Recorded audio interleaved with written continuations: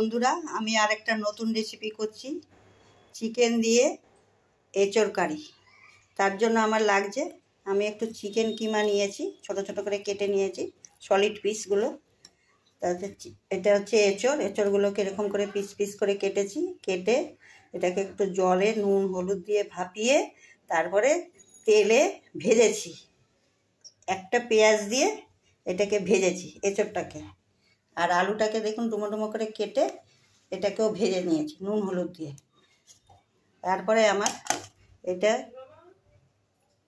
আদা গ্রেট করে নিয়েছি, একটা গোটা রসুন আছে, একটা বড় একটা পেঁয়াজ আছে। এটাকে আমি আগে পেস্ট করব। পেস্ট করে তারপর চিকেনটাকে কষাবো। দেখুন কড়াতে আমি সরষের তেল দিয়ে দিয়েছি।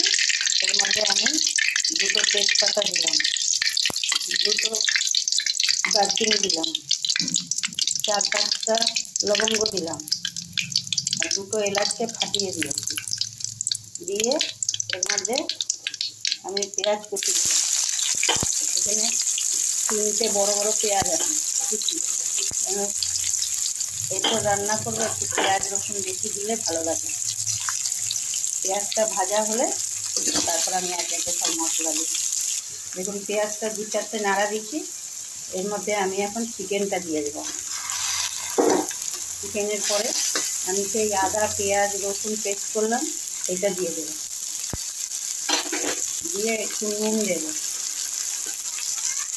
এর মধ্যে আমার যে জিরের গুঁড়ো, লঙ্কার গুঁড়ো, হলুদ গুঁড়ো, ধনের গুঁড়ো সব আমি অল্প অল্পই নিয়েছি। এগুলো এখন সবগুলো দিয়ে দেবো। দিয়ে আমি এটাকে এখন কষাই। দেখুন আমার এগুলো দিয়ে তেল ছেড়ে গেছে। এর মধ্যে আমি এখন একটু টমেটো কেচাপ দিচ্ছি। এটা আমার তৈরি করা ঘরে টমেটো সস। আমার টমেটো ছিল না বলে আমি টমেটো সসটা ইউজ করছি, নাহলে আমি টমেটো আদা রসুনের সঙ্গে টমেটোই পেস্ট করে দিতাম। এখন নেই বলে আমি টমেটো সসটা দিচ্ছি, আমারই তৈরি করা। তারপরে এগুলোকে কষিয়ে এই দেখুন এগুলো কষানো হয়ে গেছে। এরপরে আমি এখন এঁচোড়টা দিয়ে দিচ্ছি। এঁচোড়টা দেওয়ার পরে আলুটাও দিয়ে দিচ্ছি। দেখুন এটা কষানো হচ্ছে। এইটা আমি টমেটো কেচাপ দিয়েছি বলে চিনি দিচ্ছি না, কেন টমেটো যে সসের মিষ্টি থাকে বলে। আর যদি যারা এমনি টমেটো দেবে তারা একটু মিষ্টি দিয়ে দেবেন, তবে খেতে ভালো লাগবে। দেখুন এটা কষানো হয়ে গেছে। এখন আমি এর মধ্যে একটু জল ঢেলে দেবো। জল ঢেলে তারপর সবাই আপনারা নুনটা চেক করে নেবেন। নুনটা তো যার যার পরিমাণ মতন দিবেন। নুনটা জল ঢালার পরেই চেক করবেন। আর ঝালটা তো যার যার বুঝে দেবেন।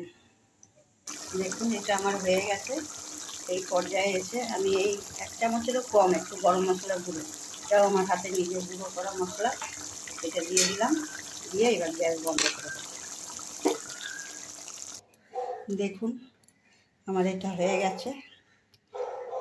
এঁচোড় দিয়ে চিকেন দিয়ে আলু দিয়ে, যারা আলু না সুগার টুগার আছে আলু ছাড়াও করতে পারেন, শুধু এঁচোড় দিয়ে আর চিকেন দিয়ে এমনি করে একবার বানিয়ে খেয়ে দেখবেন, হেভি টেস্টি লাগে।